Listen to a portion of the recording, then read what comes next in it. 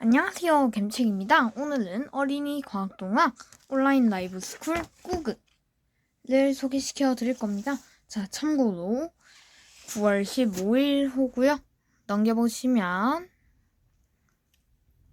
일단 처음에는 사진전이 나오죠. 이번 사진전 주제는 바로 무엇이냐면 바로 무엇이냐면 지루한 도시 풍경에 상상력을 더하다 라는 내용입니다. 여기 사진들을 보시면 이 모든 것이 도시입니다. 도시의 어느 부분에 그림을 넣은 것인데요. 여러분이 지금 보시고 계신 그림은 바로 역도 선수 그림인데요. 이게 실제로는 달이라고 해요. 달이라고 하고 이 펭귄들은 이게 밑에가 건물이라고 합니다. 플라워 타워라고 아제르바이잔의 수도 바쿠에 있는 플라워 타워라고 해요. 꽃잎을 닮아 붙여진 이름이지만 작가는 빌딩의 곡선에서 펭귄의 볼록한 배를 떠올렸다고 해요. 이 그림은 스파이더맨이죠. 스파이더맨이 거미줄 쏘고 있는 그림인데요. 자, 스파이더맨의 거미줄의 정체는 무엇일까요? 무엇이냐면 스파이더맨이 걸터앉은 곳은 영국 런던의 명물 타워 브릿지입니다. 탑이 2개나 솟은 다리죠. 엄청나게 큰 다리. 그러니까 이 고무줄은 다리고 이거는 걸터앉아 있는 곳은 타워 브릿지의 탑에 앉아 있는 겁니다. 네가 왜 거기서 나와? 깔따구가 나와 라는 내용인데요. 깔따구가 올해도 수돗물을 찾았다고 합니다. 올해 창원 수원 정수장을 찾은 깔따구. 7월 7일 경상남도 창원시 진해구 석동 정수장에서 깔따구로 의심되는 2mm 길이의 유충 2마리가 발견되었습니다. 석동 정수장은 낙동강 본포 치수장과 성수 수원지에 물이 모여 창원 진해구에 거주하는 65,300가구의 식수를 책임지는 시설입니다. 발견된 유충은 움직임이 전혀 없는 상태였습니다. 유충은 정수 과정을 거치면 사라져야 하지만 수도관을 타고 가정집까지 흘러갔어요. 7월 8일부터 보름 이상 창원시에선 관련 신고가 잇따라 접수됐죠. 전문가와 시민단체, 시의원 등이 나서 7월 10일부터 2주 동안 석동 정수장을 점검했습니다. 유충을 유전자 분석한 결과 생물종은 안개무늬 날개 깔따구와 노랑 털 깔따구 등 총 16종으로 확인되었습니다. 깔따구는 수질 환경 기준 4급수 생물 지표종입니다. 깔따구가 발견됐다는 소식에 시민들은 수돗물 오염을 의심하며 안전성에 의구심을 제기했죠. 올해 수돗물에서 깔따구 유충이 발견된 지역은 창원시만이 아닙니다. 같은 날 수원 광교정수장에서도 깔따구가 발견되었어요. 반복되는 사고에 환경부는 전국 485곳 정수장의 위생을 살핀 후 8월 16일에 조사 결과를 발표했습니다. 환경부는 정수장의 시설 노후화와 관리 부실이 이유라고 결론지었습니다. 하지만 환경단체는 유충 사고가 단순히 정수장의 관리 부실만이 문제가 아니라고 지적했다고 해요.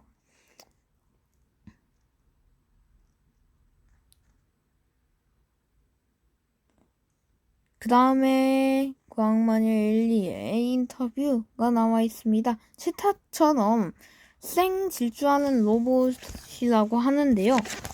기다려보겠습니다. 잠시만요. 치타처럼 쌩 질주하는 로봇이라고 합니다. 치타처럼 빠르게 달리는 로봇이 개발이 됐어요. 이 로봇은 우표보다 작은 크기로 점프와 수영도 할 수 있답니다. 8월 9일, 잘 안 보이시죠? 이게 로봇이라고 합니다. 8월 9일 오스트리아 요하네스 케플러 대학교 연성재료 연구실 거용마오 연구원팀이 공개했습니다. 연구팀은 고무와 실리콘 성분의 탄성제 필름으로 쉽게 늘어나는 성질의 납작한 판을 만들어 구부렸어요. 그 안에 액체로 된 금속 코일을 넣었습니다. 자석 등을 움직여 만든 자기장으로 코일을 변형할 수 있죠. 이 로봇은 코일을 변형시키며 구부려 폈다 펴지는 움직임을 반복해 달려가고 점프하기도 해요. 자기 몸통만한 한 크기의 물건을 운반하는 것도 가능하죠. 이 로봇은 전선이나 배터리를 통해 움직일 힘을 얻는답니다. 이 로봇은 9mm 길이로 1초에 자신의 몸 길이의 약 70배 거리까지 이동했어요. 1초에 자신의 몸 길이의 약 25배 정도 거리를 달리는 치타보다 약 3배 정도 빠르게 움직이는 거죠. 연구에 참여한 마틴 칼텐브루너 교수는 이 로봇이 작은 크기에도 불구하고 빠르게 움직이는 것을 보며 놀랐다. 나중에 의료 목적으로 활용할 수도 있을 것이라고 말했습니다.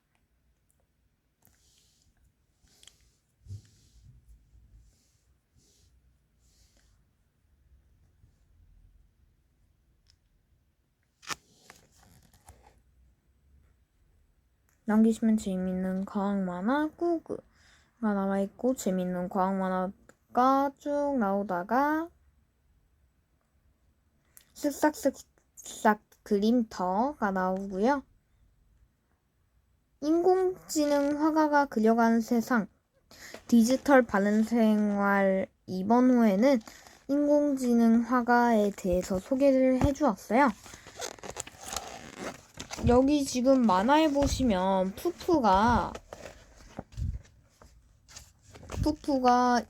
그림 일기 숙제를 안 해서 지금 굉장히 난감한 상황입니다.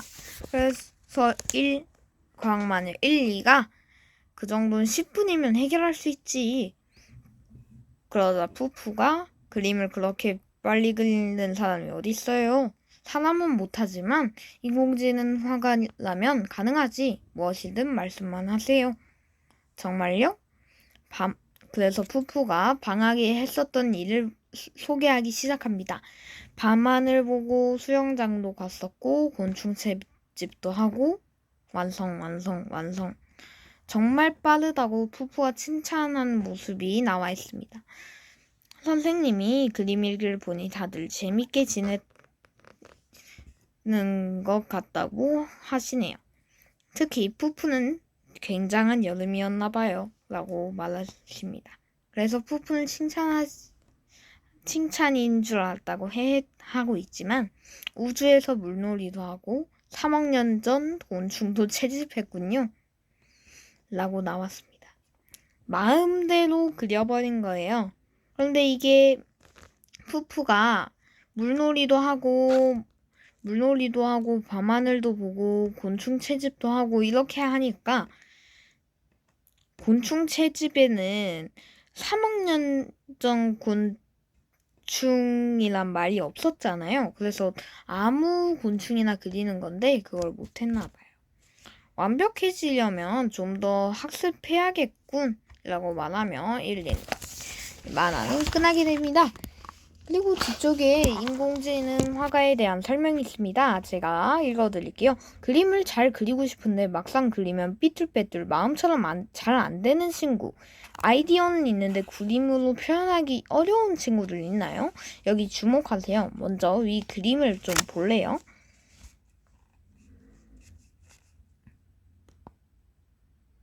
위 그림을 보면 아이들이 있는 그림이죠. 첫 번째 그림은 과학 실험을 하는 어린이, 두 번째는 환경 파괴로 빙하가 녹는 모습을 지켜보는 북극곰이에요. 어때요? 화가처럼 꽤 잘 그리지 않았나요?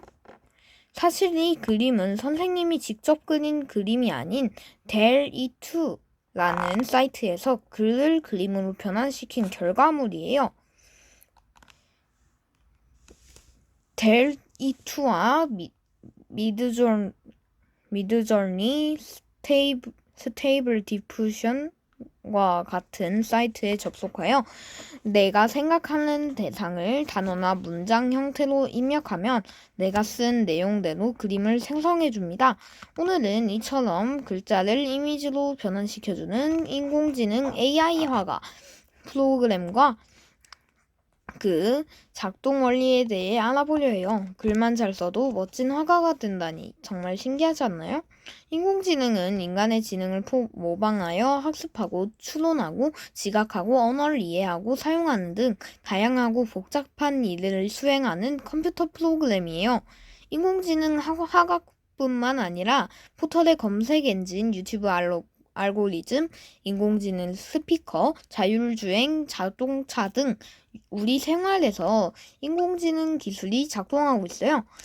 대표적인 기술이 바로 인공신경망입니다. 사람의 뇌는 뉴런으로 서로 연결돼 복잡하게 신호를 주고받으며 학습해요. 이런 방식을 모방해서 만든 알고리즘이 인공신경망인데요. 딥러닝은 인공신경망의 구조를 더욱 복잡하게 여러 층으로 만든 모델입니다. 딥러닝으로 로봇은 자동으로 빅데이터의 규칙을 학습해 의사결정을 수행할 수 있죠. 인공지능 화가 프로그램은 알고리즘 속에 수많은 이미지와 인간의 글자를 학습시켜서 알고리즘이 스스로 딥러닝 학습을 하도록 했어요. 인공지능 화가 중 델2는 무려 약 1750억 개의 데이터로 딥러닝에 이미지를 자동으로 생성해준다고 하니 정말 엄청나죠? 그리고 뒤쪽으로 넘어가 보시면 마이브의 과학 영상 읽어줌, 그 다음에 제페토, 메타버스 여행법이 소개되어 있습니다. 이번 호는 여기에서 끝이 났고요. 이번 방송도 끝까지 봐주신 여러분들 정말 감사합니다. 그럼 안녕!